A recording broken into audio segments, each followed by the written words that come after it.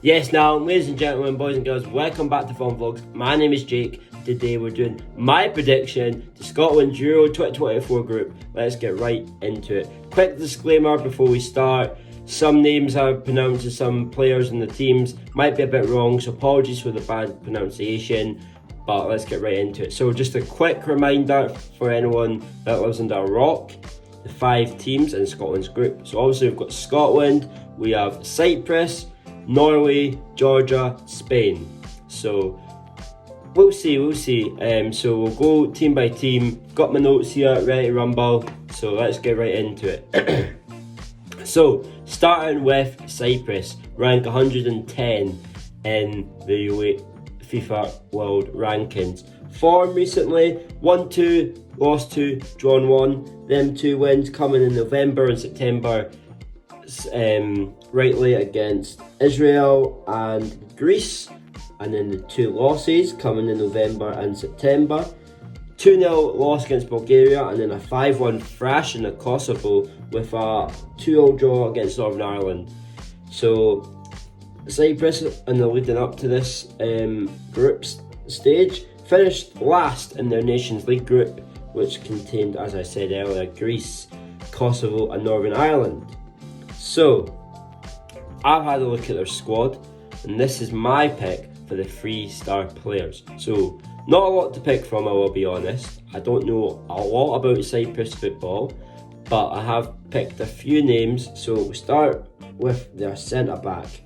Plays for St Mirren, goes by the name of Alexandros Gogic. 22 starts for St Mirren, he's been solid this season. He's probably, if not one, or is the main man in that Cyprus team, rock at the back. So it'll be good to see what he could do. Then his partner, centre back, Kostas Latifas, plays for Standard Liège, applies his trade out in Belgium. He's had 24 starts this season, so again, he's been solid at the back for Standard Liège. Again, I don't know a lot about him, just like Gogic, but yeah, he was one of the ones that stood out to me anyway. And then the last one I'm gonna bring in is the right winger, which I see as their biggest threat, in Leazos Liazu, I want to say. He plays Omnia Nicosia over in Cyprus, I believe. Either Cyprus or Greece. He scored 4 goals this season for them. It's not a massive a lot like some people will see in this video.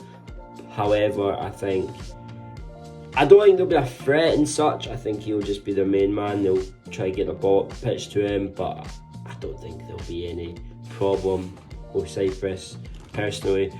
Willing to be proved wrong though. I'm hoping not come Saturday that Cyprus won't be a threat.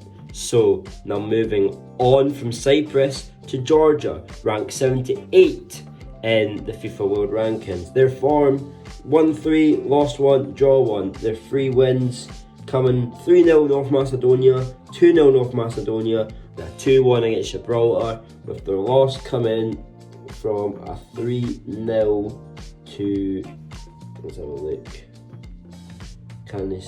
Morocco, sorry.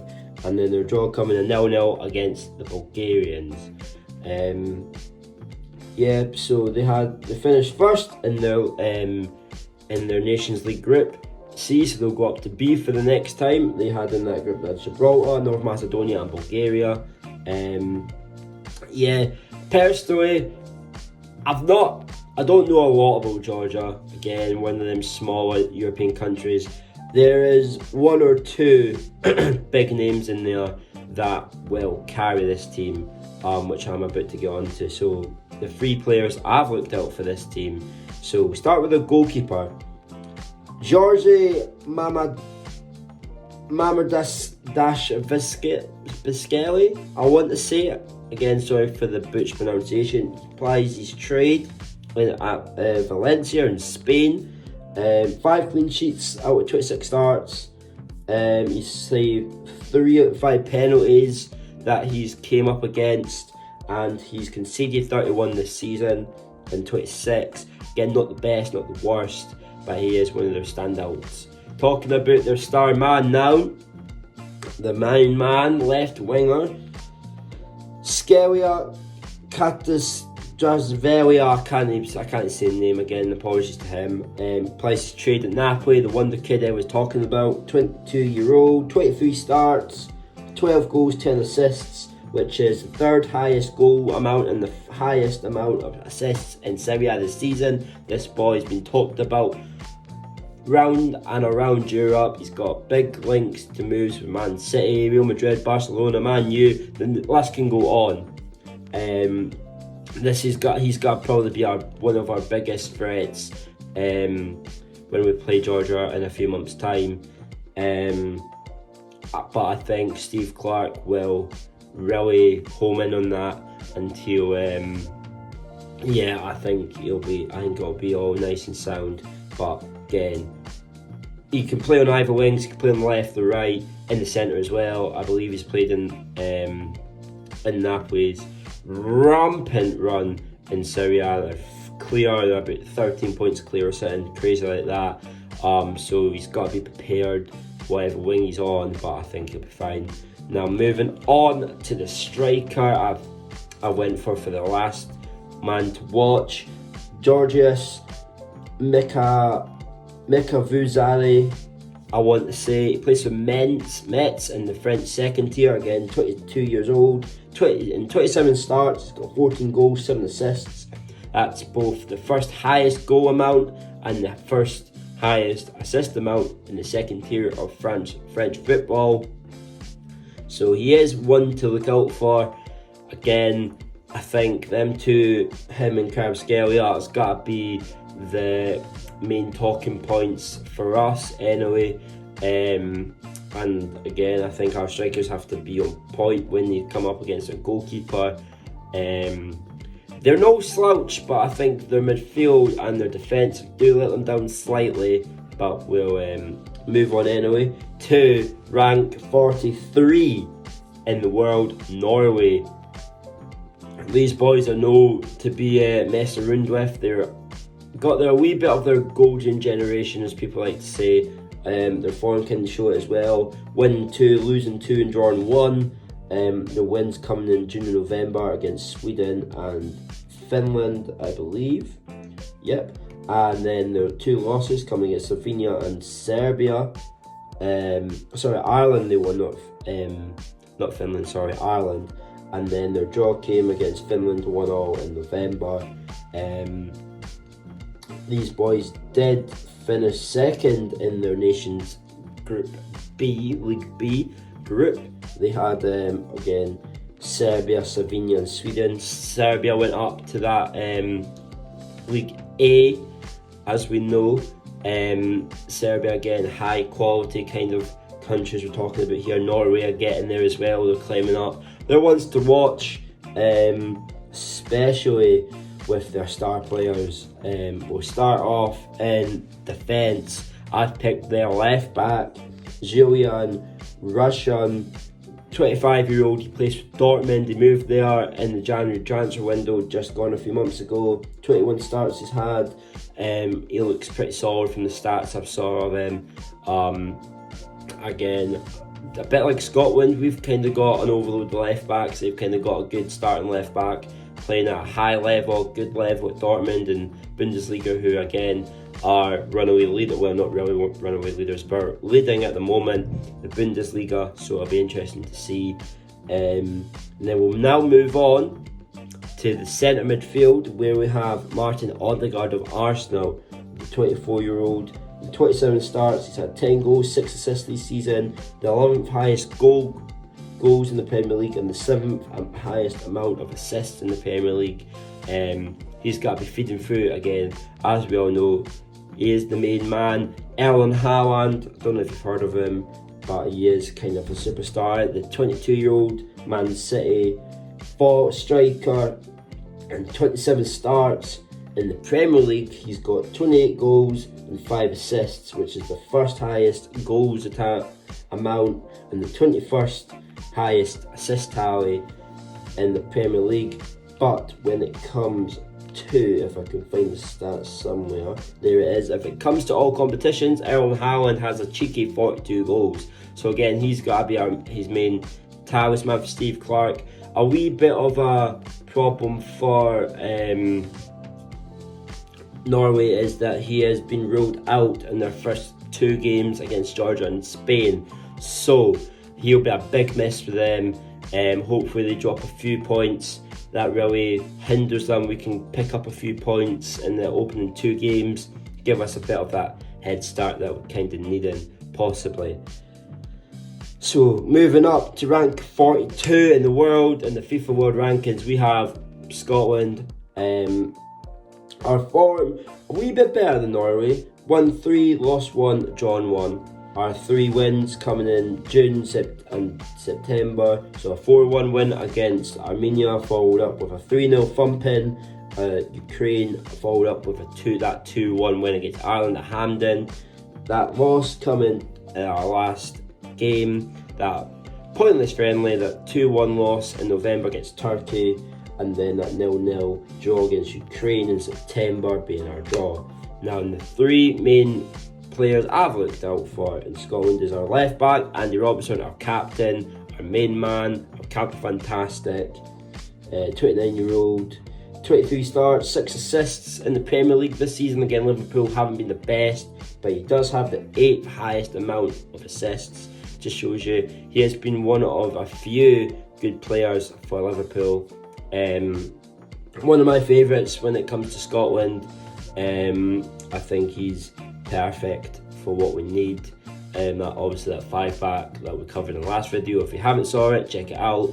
But that left wing back role really suits him. And moving on to the centre midfield, I'm going with the Superman himself, John McGinn of Aston Villa, 28-year-old, 23 starts, 2 assists in the Premier League this season, ranking in at 73rd highest in the Premier League.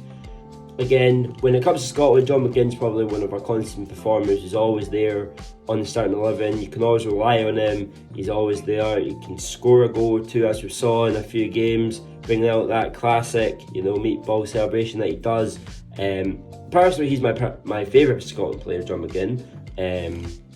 So we'll see if he can bring in his good form for the last few games in September, November and June in this last summer, and can bring that into now and can start off in the front foot.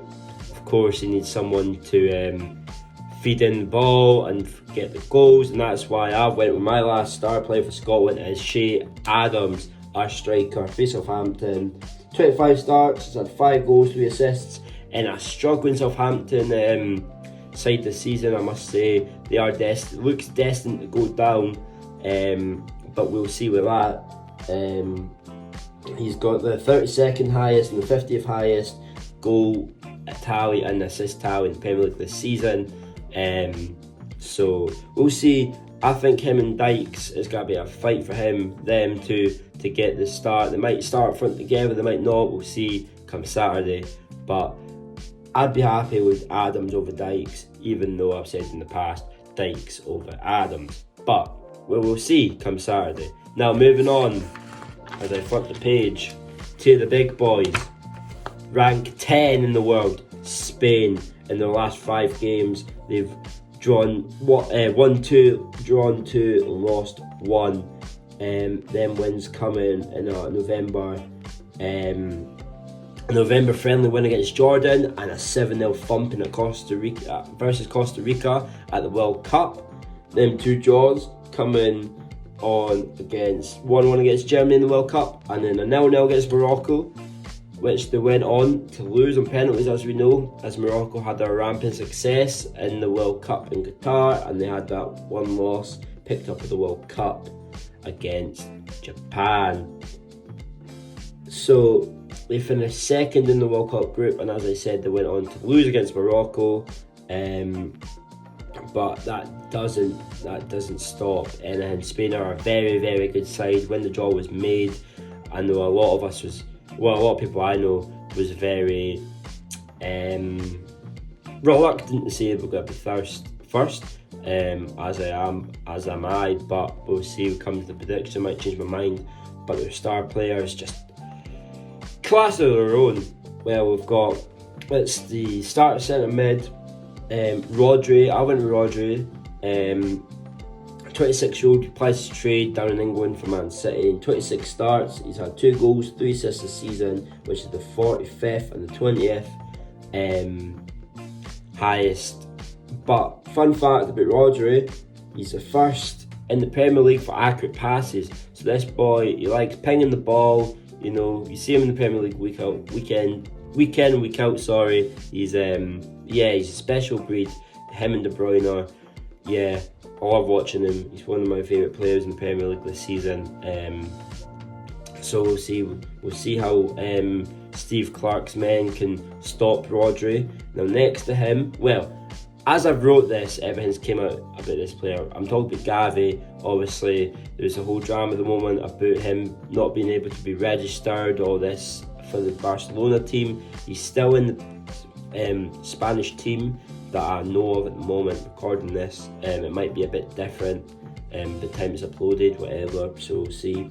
He's only 18 years old, and in 25 starts for Barcelona this season, he's had 1 goal, 2 assists, but however, with that success, past success of 88.4%, again, Spain, a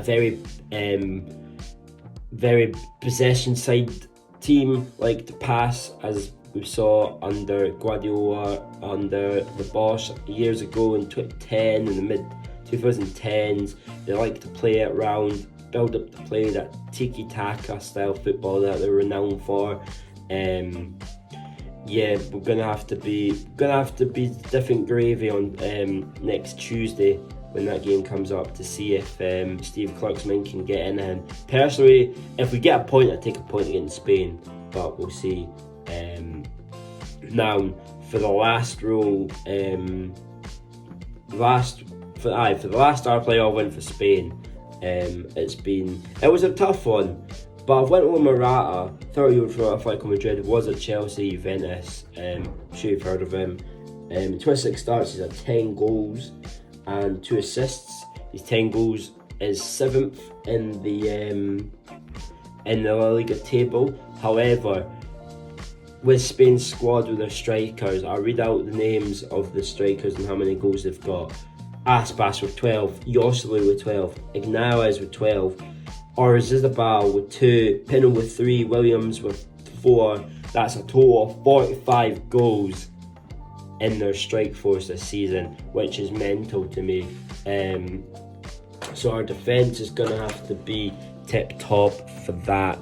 Now, I have here a tier list of, as you'll see, who I think is going to be 1st, 2nd, 3rd, 4th and 5th in our group.